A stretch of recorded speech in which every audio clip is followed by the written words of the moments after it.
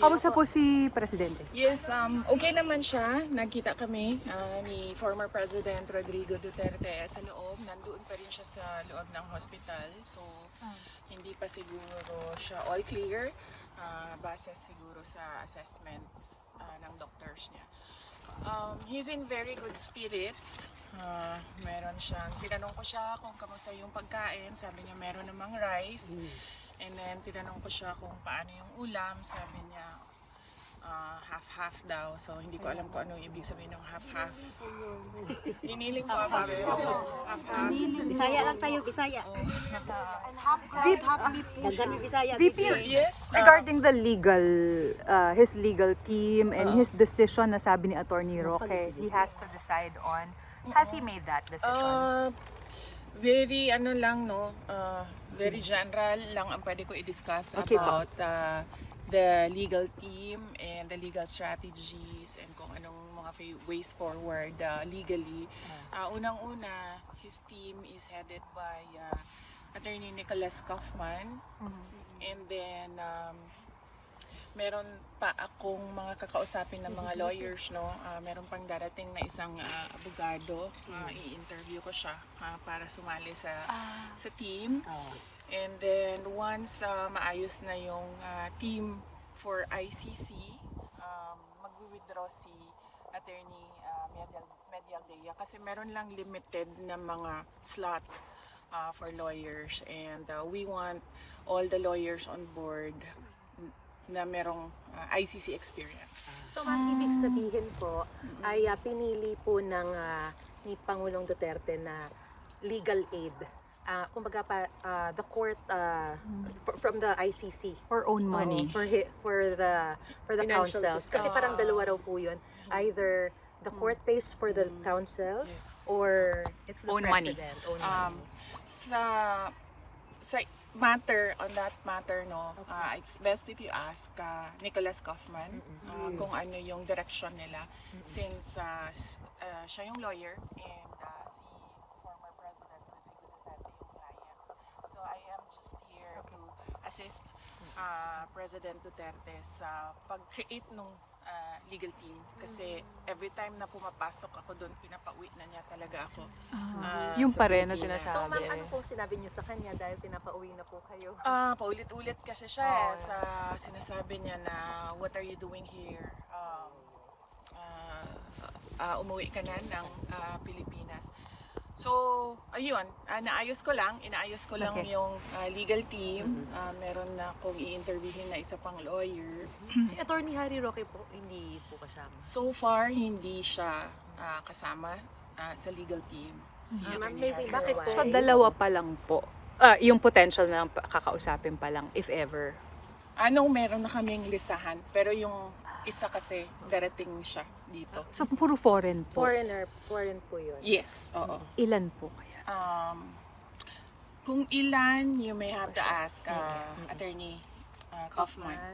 Bakit po hindi kasama si Attorney Roque? Well, because hindi pa kasi na-establish kung ano yung basis ng pag-stay niya dito sa Netherlands. And we don't want complications ba. Gusto namin nakatutok talaga yung lawyers doon sa kaso. And right now, I heard applying for asylum. And he publicly announced that already. No? So we want him to focus on his asylum. And then Although we yun want po our yung- lawyers to focus on the case. Yun po yung ginagamit yung basis din no, to be able to get that asylum, sabi po niya. So he can defend. So he can defend the former president. Well, that is a matter that he has to discuss with former President Duterte. No? But right now, he's not nominated as a lawyer. Nag-sink in na po ba sa dating Pangulo na nandito na talaga siya sa ICC? Pasensya na po dahil before, di ba sinasabi po niya, sipain ko pa yung ICC, hindi talaga ako papahuli ng buhay. pa yan? Sabi niya, wala din naman daw siyang ginagawa sa labas kasi hindi pa naman daw siya mayor. So might as well, tumira daw muna siya sa loob. So may na po siya, parang routine na po siya. So he can still make it, Oo. Is he medyo a joke. enjoying? Oh, I have to tell you, he's charming. Everyone inside. Paano po, How ma'am? so? Paano po? Paano po? Ano po? Paano? Marami na po siya Hindi ko nakakausap. alam kung... Marami na po siya nakakausap na ibang detainee. Like, ano po na-witness nyo? He's very friendly with people inside. So, mayroon na silang banter eh. So, Ma'am, nakita niyo mismo may yung loob ng exchange kanyang na sila. No, hindi kami allowed. Doon lang kami sa visitors center. So sabi niya, ano daw, wala din naman siyang ginagawa pa because he's at the moment retired. Wala pang election, so hindi pa siya mayor. So he might as well just stay inside.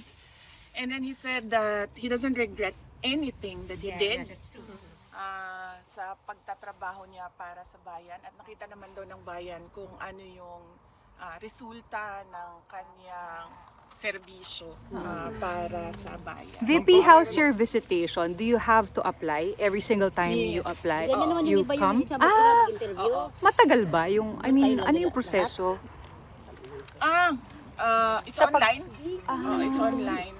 So, every time na kailangan ko pumunta doon para magpaabot ng mensahe sa kanya, pinapasok ko siya online, sinasubmit ko, and then nagre-respond sila. And then, siya yung nagsasabi yes or no. So, I tried to limit kung sino yung pwedeng pumasok sa kanya. But apparently, ang rules nila dito ay yung detainee ang magsasabi ng yes or no. You apply, and then he'll say yes or no. Kasi Attorney Harry said you wanted sana a daily. Yes. So, Ano pong nangyari? nag-apply. Ang application ko last time was Friday until Tuesday. Ngayon, so I was given Tuesday, and then mag-submit na naman ako ng bago. So Tuesday na naman until yung Well, panibagong... right now, I'm thinking kung hanggang kailan ako nandito, yun na rin yung i-apply ko para hindi na rin sila mabombard ng everyday na submission. Yes, so kanina doon while we were talking, biglang may dumating na letter. So apparently pwede palang magpadala ng letter sa loob. Yeah. So marami sa ating mga kababayan ang gusto magpaabot sa kanya ng mensahe nila. Tinanong ko doon sa loob paanong nangyari na nakatanggap siya ng sulat galing sa isang couple, Dutch couple, dito sa The Hague. So i-address nyo lang daw sa kanila. Babasahin nila yung sulat ninyo kapag nakita nila na walang problema sa sulat. Nothing incriminating. Oo, sila yung mag-check kung ano yung pwede at hindi. At kung sinasabi nila sa loob na pwede, ibibigay nila doon sa kanya. Kailan, Ma'am, Bibi? meron na po bang mga iba pang family members na pupunta po dito para bumibisita din po ang dating Pangulo? Pinag-usapan namin sa loob ni Pangulong Duterte. Sabi niya kasi wag na papuntahin dito yung mga kapatid ko. Kasi unmarried si President Duterte. So he's single. So ang next of kin niya is kaming mga anak. At sabi niya na wag na pumunta dito dahil wala naman daw silang gagawin dito unless gusto daw nilang sumama doon sa So, VP, So susundin niyo po yun? sumama. Hindi magtanong. Ay, pwede mo tanong, VP. Yes, ma'am. Opo. Ano sa ka makaano, dili sa ka or muli na kang Pilipinas?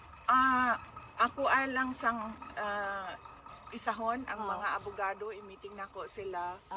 Magsabot mi kung unsay buhaton pagkahuman kinahanglan ako muuli dito sa Okay, salamat. Pilipinas. Ma'am, madami po nagtatanong ng mga Pilipino kung pwede daw po makapagpadala ng pagkain sa loob. Yan ang hindi ko natanong sa loob. Murag di man pwede Baka siguro. pwede nilang tanungin, pero top of mind answer ko, ma'am, baka hindi yan sila pumayag kasi it's a security risk. They will answer for whatever will happen to the former president inside the detention. Tuloy po yung pagiging mayor ni Oh, or yes, president. yes. Wala Ayun, wala- oy, dili He's pwede. looking forward actually na Pinagtira ni Rondo din. mag-mayor. Kaya nga sabi niya kanina, sabi niya, hindi pa naman ako mayor, so dito lang muna ako. So hindi po yun maapektuhan yung kanyang candidacy of him being here? So, bagay lagi ko. Oh, he's only an accused, and an accused is presumed innocent until proven guilty. So, Yes. masyado pa tayong malayo doon sa he's a convict. So the target is to bring him home before the elections. The target is to bring him home today, pero as we all know, it takes a lot of paperwork. Pero nga, kadalang BP, kadalang BP. Ma-after ba siya? Dili na, uy. Wala. Nang Dili ampog pa ko gid me. makatubag Awan ana hindi ka karon. mo ampog yun. Dili mo ganahan nga dinhi sa siya sa inyo ha. Dili mo ko taga dili taga Sweden ko. At taga Sweden ka so pabalhinon sa nato. Pwede ko sa Sweden ati mano ka siya. Pwede. Sa illegal man ila pag-alis diri kita ko sa dai. Yes ma'am. Illegal. Malaki ko sa yan na. That is true. Ba't na kasama baby? I saw the guy from 2 lakh in here until they put him in the plane. Oo. It's illegal, ma'am. Tinuod na siya ma'am. Kidnap siya ma'am. Why we cannot do the ICC that it's illegal in the Article 59 of accused ICC Rome Statute. Opo, tinuod na So siya mano man ma'am. na, dili man na nila ikuhan. We will bring that up in the proper time. ma'am. Naatay video ma'am, i-confile na mo. Oy, salamat. Salamat. Kay kinahanglan pud na namo mamo kinahanglan na sa mga abogado. Ma'am, linawin ko lang po yung tungkol dun sa yung pagpunta-punta po niya sa clinic. Yung minomonitor po on a daily basis po ba, regularly, yung kanyang health? Kailangan po ba niyang lumipat sa clinic to be able to do that? Or pupuntahan po siya sa sarili niyang cell? Nandoon siya sa hospital part ng detention facility. So lahat sila doon detainee patient. So meron po Patient hospital? detainee. So nandun pa po muna siya, hindi yung talagang nakaseparate siya. Nakarating po sa kanya yung medicine sa pinadala. Binigyan ng copy ng records ang mga doctors doon sa loob.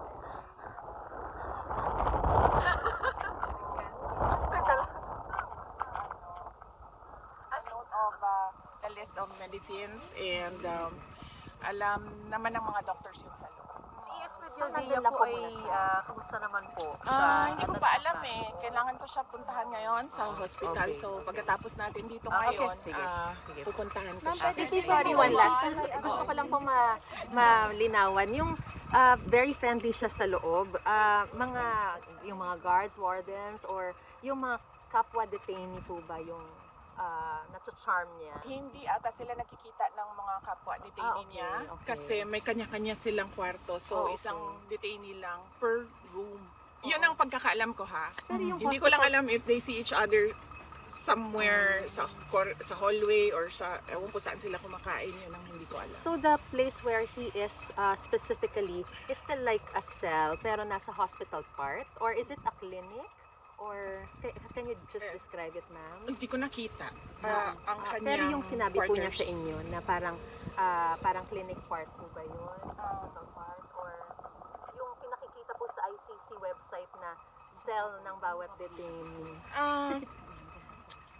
Ang sinabi niya sa akin, Mail ka lang baby.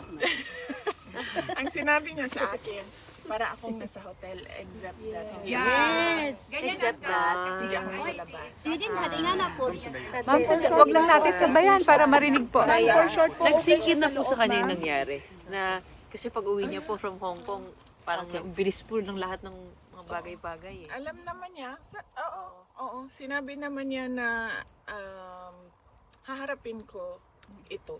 And I do not regret. I do not regret anything that I did sa aking paglilingkod sa bayan. Just to clarify po, Ano daw pinaka-namimiss niya? Hindi ko, sinabi naman niya kay ES din, ano? sa girlfriend ata eh. Okay, okay. And then, Po ba siya para sa 23 po? Kasi parang birthday rally niya rin po yun. Ano po ba Sa siya 23. Saka birthday po niya. Birthday. Yes, sanabi ko sa kanya, aware na siya sa 23. And then, nagsabi siya na nagpapasalamat siya sa suporta na pinapakita ng mga kababayan. And ang isang concern lang niya is ayaw niya daw na makadisrupt tayo dito sa The Hague. So, isiguraduhin daw natin na kung ano man yung gagawin natin ay naka-coordinate daw sa LGU o sa police man kung saan daw dapat mag-coordinate kasi ayaw niya daw na maka-disrupt tayo dito. po ma'am sa The Hague po ba ganapin po mas? Yan ang hindi ko alam pero alam ng lahat ng ating mga parallel groups at lahat ng mga individuals na kababayan natin. They can contact Jaira Madrona sa Office of the Vice President. She's the focal for March 20. Para sa amin lang yung solid. Okay. Pinabanggit mo ba niya?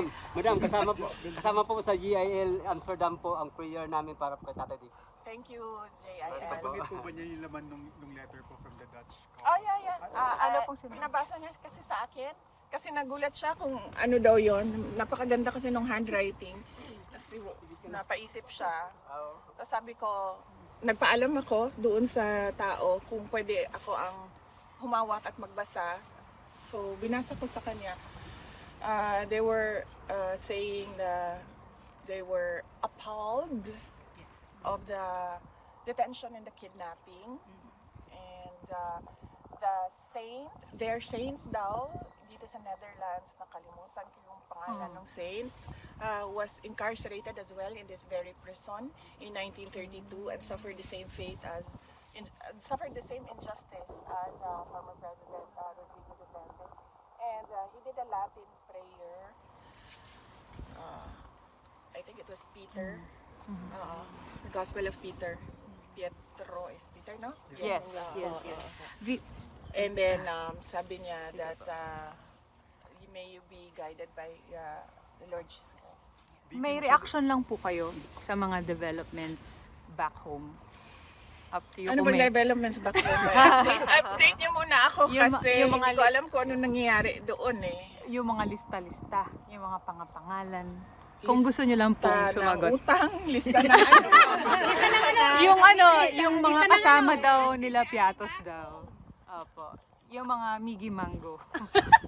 Yung sa impeachment ba? Ito ba yung walang kamatayang confidential funds ng na atake nila? Kung may Well, alam mo, hindi ko masagot yan eh because as we speak, hindi namin alam how they handle the chain of evidence talaga eh. Hindi natin alam kung yan ba nga talaga yung sinabit ng Office of the Vice President at this point. Hindi na natin alam. VP, hindi po ba nagrereklamo ngayon si former President Duterte? Kasi ang ginawa po ngayon dito, nararamdaman din po ba niya yung ginawa doon sa loob? Or comfortable po ba siya doon sa loob? Yan, comfortable Actually, mainit doon kasi hinugad ko ito. Mainit talaga dito. Controlled yung temperature sa loob kasi medyo nainitan ako at hinubad ko yung jacket ko. Okay. Salamat po. Okay. Salamat. Sir, can you tell us what happened with Attorney Medialdea, if you have info? I don't think it's appropriate for me to go into details concerning Attorney Bing Bong's condition at the moment. It's an issue of medical privacy. All right. Have you successfully... The former president, how is he? Former president is in very good spirits, looking forward to conducting his defence. Is he being monitored daily at the clinic? He's being taken care of by the appropriate services. Do you have like an initial plan on what next steps to take legally, sir? On the first stage, the former president is composing his defence team. That will take a week, and then we'll see where we move from there. How many are you in the team, sir, if you may tell At the us? present moment in time, I've just been appointed. It's my job, and I'm privileged to carry this job out to compose a team for him. That will obviously be done in complete consultation with him and all those around him. All right. Who Can we... else will compose the defense team? And I'm ability to comment on it at the moment. Can we say that, have you been... I was formally appointed as of yesterday. Right, but has the ICC approved that? By the ICC. Yeah. I believe that something might be introduced into the court system today. All right, so what do we expect from here on, sir? A strong defence. Sir, are you confident that you will be able to bring back home former President Duterte? I certainly hope so. Do you have any petitions to file prior to the confirmation of charges hearing on September 23? There will be petitions, obviously. Once again, it's not for me to comment on the defence strategy at this moment in time. According to the rules, there's a process called disclosure of evidence. Has that started yet? That should start once council's appointed, and as I said, it's early days yet. All right, sir. Where are you headed now, sir? You've met with the Vice President Sara Duterte as well. Indeed, I have. Yes. What was like any message that the first message that the president gave to you? That he's in good spirits and looking forward to conducting his defence. How often are you able to visit the former president? I'm available to visit the former president as long as I'm here, as long as I'm allowed to do so. I have promised him that I will come every day that I'm in The Hague. Do you have any information if the request of the Vice President to visit his father has already been approved? I'm not at liberty to discuss matters like that. Sir, finally, yesterday during a press conference by Attorney Harry Roque, he said that the president should decide on whether to take like legal aid from the court or fund it himself. Would you know what the Once decision again, is? I'm not at liberty to discuss matters of funding and how the defense will be composed. All right, sir. Thank you so Thank So you. for now, we can say that you are the only confirmed legal counsel for the ICC case. Once again, that's subject to any publications that might be on the ICC website and the decision of the registry. Hopefully that will be completed by Is today. there any reason why the president hasn't signed yet the nomination for Attorney Harry Roque and Attorney Medialdea? As I told you, first things first. There is a need, first of all, for senior counsel to be appointed. A counsel who's experienced in matters at the ICC, and it's that counsel's job to compose the team. It's early days yet. No one is entitled to draw any conclusion whatsoever from what has been or hasn't been done with respect to nominations at this point in time. All right. Thank you very much, sir. Okay. Thank you so All right. All the best. Cases have you handled so far for the ICC? Careful. So sorry. I've been involved in quite a few cases at the ICC. Do you have an estimate how many? I can't estimate, but I've known quite a few people. But here. you're very confident that the former president will be acquitted. I'm very confident of the strongest defense possible, and I'm very confident that he will be acquitted, indeed, even at the earliest stage possible. Can So we you see? won't wait for the September 23 confirmation of charges hearing anymore? We will be filing all necessary applications in due course. I'm not prepared to comment on the defense strategy at this moment in time. Okay, thank you very much. Can you say like Thank you you. have like over 10 cases in the cases, ICC? Yeah. 10 cases is a bit generous. I don't think anyone's had 10 cases at this institution. I don't think this institution's even had a lawyer who's represented 10 people. 3? I've represented more than 3 people in the course More of than my career. 3. Ah, okay, Yes, okay. thank you. Question the form of arrest, Article 59 of the Rome Statute. Once again. The Article 59 of the Rome Statute, Attorney Harry Roque Yes, was well, on referring that to point, he was completely denied all his rights in the Philippines. That will obviously be a major argument in the course of his defense. Gaano kahalaga ito? Napakahalaga po kasi ako po ang presidente ng PDP Laban at nasa kalagitnaan po ng kampanya ang ating bansa. Political ally po ako. Ito pong ating Pangulo ay chairman ng isang political party. So siguro po nararapat lamang po na makausap ko yung aking chairman. Opo. So wala pang balita kung anong sagot doon. Malungkot So po, far. lagi po ako dito. Noong Biyernes pa. Oo. Wala pa po hanggang ngayon. Ngayon po sigurado wala pa kasi yung mukha ni ES mukhang malungkot. What's the next step, Senator? Bukas Anong po balak uli. niyo? Bukas po uli. Umaasa naman po ako na itong mga naniniwala naman daw sila sa human rights. Hindi tingnan natin. Gaano katagal po kayo dito? Kayo po ay senator, sitting senator po. Ay, break po kami. Oo. Break So, po ngayon. Ngayon po, siguro po ang tamang tanong, paano yung kampanya? Kaya po tayo nandito. Tatanong po tayo. Pero sa right ating mahal now, na Pangulong Duterte kung ano po yung strategy. Siyempre, sa po lahat ito. pero right Alam now, nyo, si Mayor, kaya ng isip na to. Ang tanong natin, kaya ba ng katawan niya? Yun ang tanong. so ngayon, ang may tentative ano kayo kung hanggang anong panahon kayo dito? O wala pa, malabo lahat, up in the air. Siguro, mga 1 week pa. Hanggang birthday niya. Hindi pa naman kami, matagal pa naman ang resume. Kampanya, ang iniisip ko yung kampanya. How Yung is kampanya. Yung session, tagal pa yun. how is this affecting yung kampanya? Well, sa usapin ng presence ni Mayor, sapol na sapol kami. Di ba? Yun nga, itatanong ko kay Mayor, paano ngayon yun? Kasi siya ang #1 crowd drawer namin. Pag sinabi mo andyan si Presidente, talagang ang tao dumadating kahit hindi bayad. Yung paano ngayon yan? Wala naman kaming pera. Ang PDP, wala naman kaming pera. We're gonna You're also from? Video. Ako, teka, isulat natin. Hindi mo tatanggihan yan, pero isulat natin. Sige. German.